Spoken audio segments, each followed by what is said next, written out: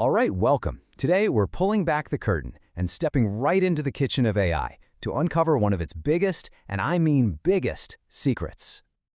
So, we hear all this buzz about massive models, super complex algorithms. But what if I told you the real magic? The real secret sauce isn't the fancy oven.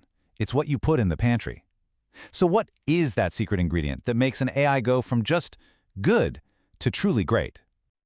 Yep, you guessed it. It's the ingredients. The secret is the data. Just think about it. Building an AI is a lot like cooking a gourmet meal, right? The model, that's your recipe.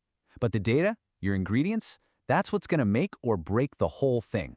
And this is the art of dataset engineering. Okay, so every fantastic AI recipe, and I mean every single one, starts with three core principles. Let's crack open the cookbook and look at the absolute must-haves. And I love how this just breaks it down so simply. You've got quality, think freshness, purity, the good stuff. Then there's coverage. That's about getting the right mix of flavors, so your dish isn't one note. And finally, quantity. I mean, you gotta have enough food to feed everyone at the party, right? Okay, let's zoom in on quality for a second. Because look, it's not just about having a ton of data, it's about having the right data. And the research is super clear on this. A small, clean, pristine data set will absolutely demolish a massive, noisy, messy one. It's like a chef picking a few perfect sun-ripened tomatoes instead of a whole truckload of bruised, wilted ones. No contest. So what does quality actually mean in practice? Well, it's these 6 things. Is the data relevant to what you're trying to do? Does it align with your goals? Is it consistent? Is it formatted correctly? Super important. Is it unique? No sneaky duplicates. And of course, is it compliant with all the rules? Get any of these wrong, and trust me, you'll taste it in the final result.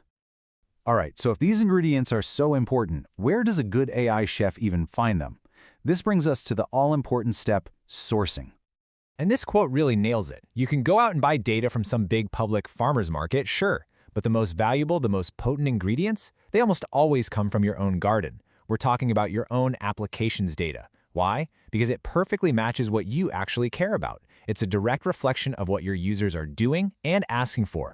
And just to give you a sense of scale here, the kind of scale we're dealing with, the Llama 3 model was trained on something like 16 trillion data tokens. That's not a pantry, that's not a warehouse. That's like a continent-sized farm full of ingredients, and every single one had to be sourced, checked, and prepped. But just having the ingredients isn't enough, right? Any pro chef will tell you their success comes down to their mise en place. That's French for everything in its place. It's all the prep work you do before you even start cooking. For an AI chef, that data prep phase is every bit as critical. And here's what that assembly line looks like in the data kitchen. Step 1, you actually look at your data. Inspect the ingredients with your own eyes. Step 2, and this is a big one, deduplicate. Get rid of the repeats. Then you clean and filter. Toss out anything that's gone bad. And finally, you format everything perfectly so it's ready for the recipe. And I absolutely love this pro tip. It sounds crazy, but even when you're dealing with trillions of data points, taking just 15 minutes to manually scroll through some of it to kind of, smell the ingredients can save you from massive headaches down the road. It's that chef's intuition, and it's priceless. Okay, let me be super clear about this. Duplication is poison. It's like accidentally dumping a whole box of salt into your soup. Even a little bit can completely ruin the dish. It skews the model's understanding of reality, makes it think some things are way more important than they are, and just contaminates everything. You absolutely have to get rid of it. All right, now for the really cool stuff, the advanced techniques. What happens when you just can't find a specific ingredient you need for your recipe? Well, today's AI chefs are turning to something that's basically the AI version of molecular gastronomy. They're creating their own ingredients from scratch.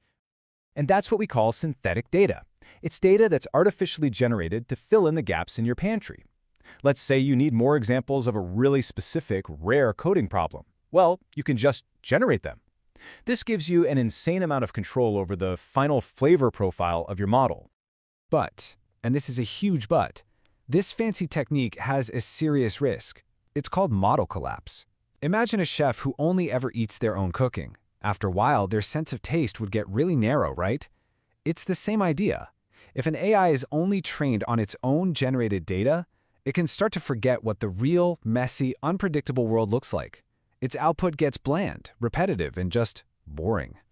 Okay, so let's recap. We've sourced our ingredients. We've prepped them like a pro. We've even dabbled in some crazy culinary science. Now, it's time to serve the final dish.